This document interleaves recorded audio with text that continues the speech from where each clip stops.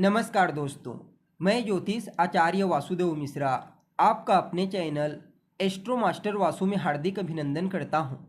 दोस्तों, आज का यह ज्योतिष का कार्यक्रम आप सभी तुला राशि वालों के लिए सम्राट सूर्य के राशि परिवर्तन प्रभाव को लेकर बड़ा ही खास कार्यक्रम साबित होगा।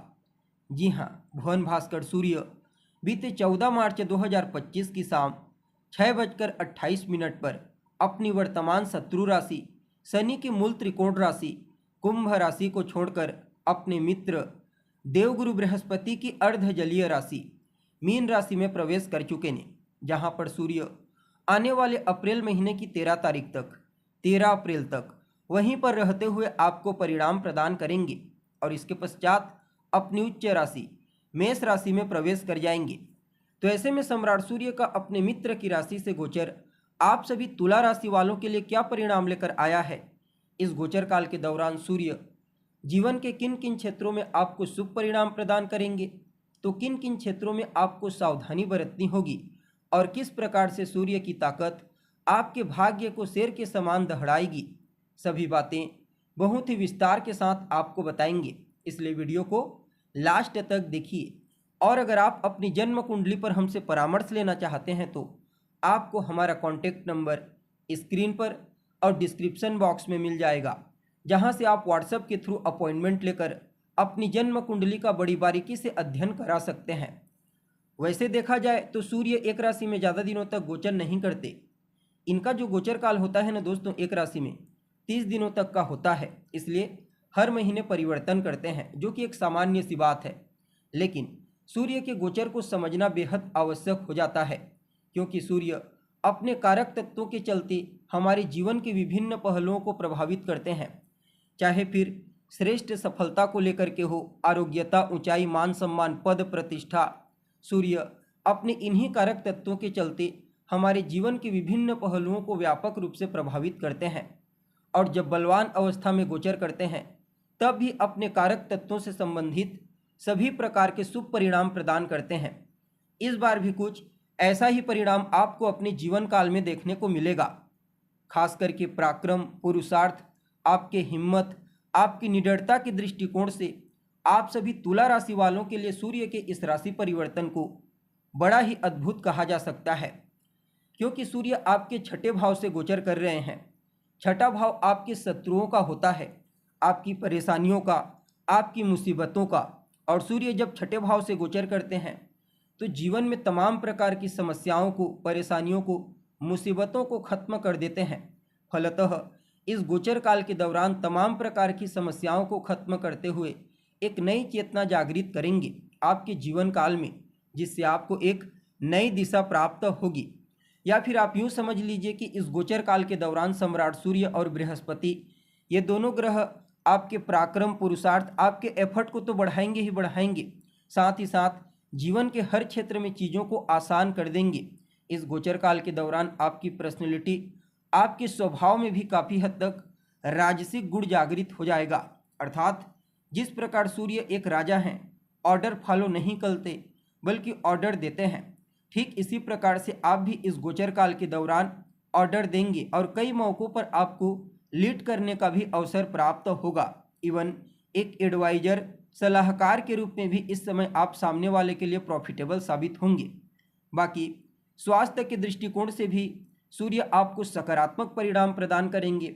अगर पहले से कोई तकलीफ चली आ रही है तो उसे दूर करने में इनका विशेष प्रभाव देखने को मिलेगा। आपके इम्यून सिस्टम, आपके रोग प्रतिरोधक क्षमता को बूस्टिंग प्रदान करेंगे और सामाजिक क्षेत्र में भी पहले के मुकाबले आपकी पकड़ और ज़्यादा मजबूत होने वाली है। समाज में आप अपनी एक अलग पहचान बनाने में कामयाब होंगे। समाज के मध्य आपकी प्रसिद्धि बढ़ेगी, क्योंकि इस गोचर काल के दौरान आपके स्वभाव में ईमानदारिता, विनम्रता और लोगों की हेल्प करने की भावना, मदद करने की भावना इस समय छोटे से लेकर के बड़े वर्ग के लोगों को आपसे प्रभावित करवाएगी। या फिर आप यूँ समझ लीजिए कि इस गोचर काल के दौरान जीवन के हर क्षेत्र में आप न सिर्फ सूर्य के समान प्रकाशवान होंगे, चारों तरफ चमकेंगे, बल्कि मान सम्मान, पद, प्रतिष्ठा और यश की प्राप्ति भी आपको चारों तरफ से होने वाली है। सूर्य की यह स्थिति गवर्नमेंट सेक्टर से भी आर्थिक लाभ के दृष्टिकोण से अत्यंत ही श्रेष्ठ कही जा सकती है। इस गोचर काल के दौरान शासन प्रशासन से आपको आर्थिक लाभ तो प्राप्त होगा ही होगा, साथ ही साथ मान सम्मान के दृष्टिकोण से भी समय विशेष फेवरेबल होगा।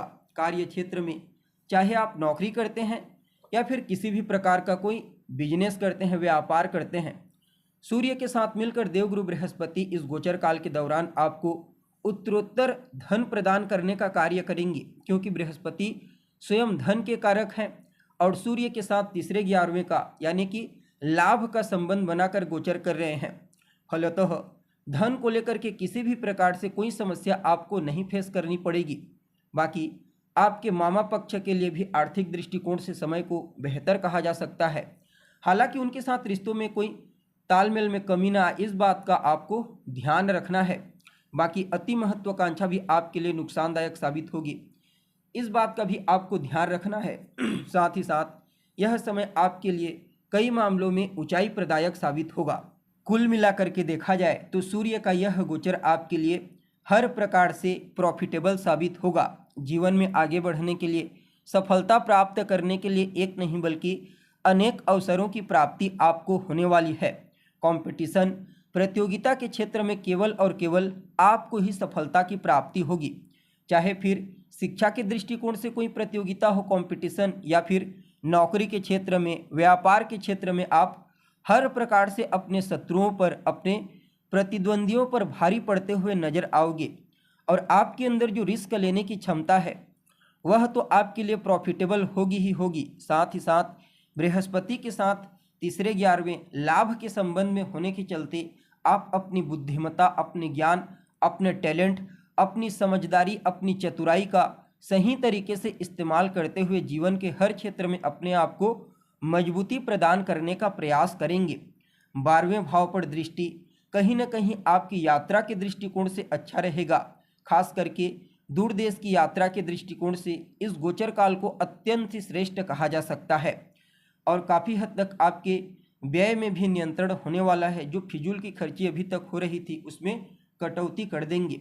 कुल मिलाकर के समय को बड़ा ही बेहतर कहा जा सकता है हर प्रकार से। फिर भी क्या कुछ उपाय आप इस समय कर सकते हैं? तो बेहतर उपाय है सूर्य की आराधना कीजिए, उनको अर्घ्य प्रदान कीजिए। अपने क्रोध, अपने गुस्से पर आपको टाइम टू टाइम नियंत्रण रखना है और अपने बड़े बुजुर्गों का, अपने पिता का सम्मान कीजिए, उनका कहा मानिए। यह समय आपके लिए और प्रॉफिटेबल हो जाएगा। तो दोस्तों, उम्मीद है जानकारी आपको पसंद आई होगी। अभी के लिए बस इतना ही। पुनः मुलाकात होगी एक नए एपिसोड में। तब तक के लिए नमस्कार।